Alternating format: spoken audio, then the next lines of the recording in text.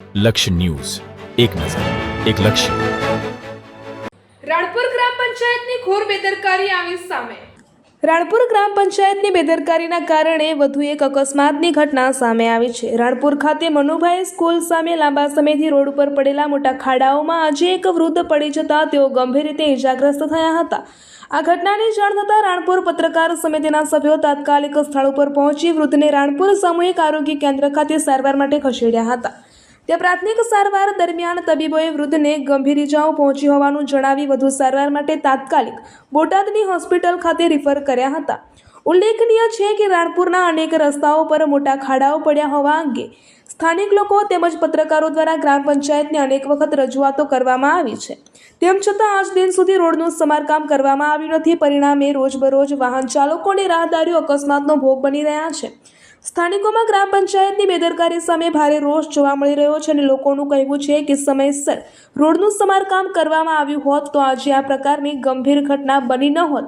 હવે જવાબદાર તંત્ર તાત્કાલિક કાર્યવાહી કરી ખાડાઓનું સમારકામ કરે અને ભવિષ્યમાં આવા અકસ્માતો અટકાવવા જરૂરી પગલાં ભરે તેવી લોક માંગ ઉઠી રહી છે. રિપોર્ટર અજય પરમાર, રાણપુર, બોટાદ. મોહમ્મદ હનીફ બસારતભાઈ ખલાણી. આજરોજ જે બનાવ બન્યો ખાડામાં આ વડીલ વૃદ્ધ પડી ગયા, શું બનાવ હતો? હું એક રાણપુરનો સામાજિક કાર્યકર છું. આ દાદા 80 વર્ષના વૃદ્ધ છે. તેમનું નામ જીવાભાઈ ફકીર છે. આર્થિક પરિસ્થિતિ બહુ નબળી છે અને તે પોતે સાયકલ લઈને મનુભાઈ સ્કૂલ પાસેના આવેલા ખાડામાં સાયકલ લઈને નીકળતા હતા. ખાડામાં પડી ગયા. એમને જાતે મેં ઊભા કર્યા છે. એમને જાતે ઊભા કરીને હું હોસ્પિટલ લાવ્યો છું. એમને શરીરના અંગ કે ગોળો ભાંગી ગયો છે. ગોળામાં નુકસાન આવેલ છે અને પગમાં થોડીક ઈજાઓ થઈ છે. હાલ રાણપુર ગ્રામ પંચાયતમાં મીડિયા દ્વારા અનેક વખત પ્રસિદ્ધ કરવામાં આવે છે, છતાં પણ એની ઉપર કાર્યવાહી થતી નથી. એ બાબતમાં શું કહેવું? આ તંત્ર આંખ આડા કાન કરે છે. આ તંત્ર રાણપુર ગ્રામ પંચાયતના ઠેર ઠેર જે જગ્યા ઉપર જાઓ ત્યાં ખાડા છે. અવારનવાર બધા જ મીડિયા એ આ ખાડાનું રોડનું બધા જ સમાચાર પ્રસિદ્ધ કર્યા, છતાંય કોઈ આને ધ્યાનમાં લેતું નથી. આ બાબતે અમે રજૂઆત રાણપુર તલાટી સાહેબને કરેલી છે, ટીડીઓ સાહેબને કરેલી છે, રાણપુર મામલતદારને કરેલી છે. મામલતદાર સાહેબની ગાડી અને ટીડીઓ સાહેબની ગાડી અવારનવાર આ રોડ ઉપરથી પસાર થાય છે, છતાંય આ તંત્ર ઘોર નિંદ્રામાં સૂતું છે. હાલ આ દાદાની વડીલની વૃદ્ધની હાલત આવી થઈ, હજુ પણ ખાડા બોલવામાં નહીં આવે તો આવા કેટલા એવા વડીલો અકસ્માત થશે, તેની તકેદારી કોની રહેશે? તંત્રની જ રહેશે, રાણપુર ગ્રામ પંચાયતની રહેશે, રાણપુર તાલુકા પંચાયતની રહેશે, મામલતદાર સાહેબની રહેશે. આ દાદાની અત્યારે આર્થિક પરિસ્થિતિ નબળી હોવા છતાંય અમે ફાળો કરીને એમને પૈસા આપી એમને હોસ્પિટલ મોકલીએ છીએ. ઓકે, આપનું નામ? આસિફ ખાન પરમાર, રાણપુર સેલ લઘુમતી મોરચા પ્રમુખ.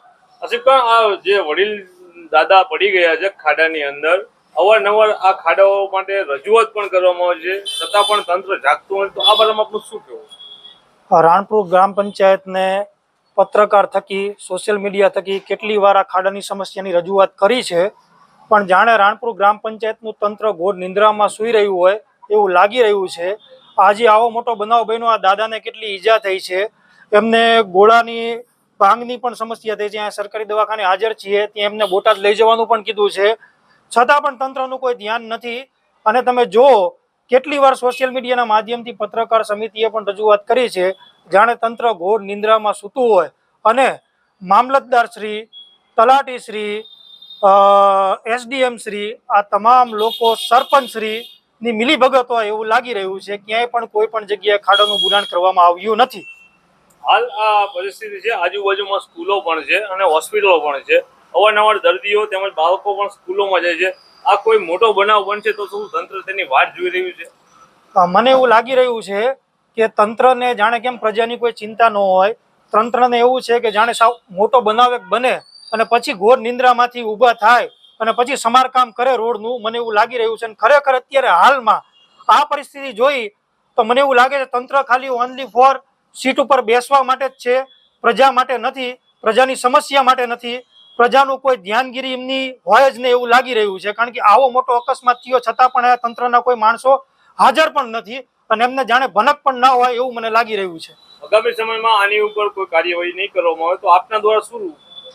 જો રાણપુર પંચાયત દ્વારા, મામલતદાર શ્રી દ્વારા, ટીડીઓ સાહેબ દ્વારા, એસડીએમ દ્વારા જો વહેલી તકે આ સમસ્યાનો નિકાલ ન આવ્યો તો રાણપુરની પ્રજા થકી અમે પંચાયત સામે ઉગ્ર આંદોલન કરીશું. પ્રજાના હિત માટે, રાણપુર લોકોના હિત માટે, ત્યાં ભણતા બાળકો માટે, ત્યાં વૃદ્ધ જે અવર જવર જે લોકોની ચાલુ છે એમની માટે ઉગ્ર આંદોલન અમે કરીશું.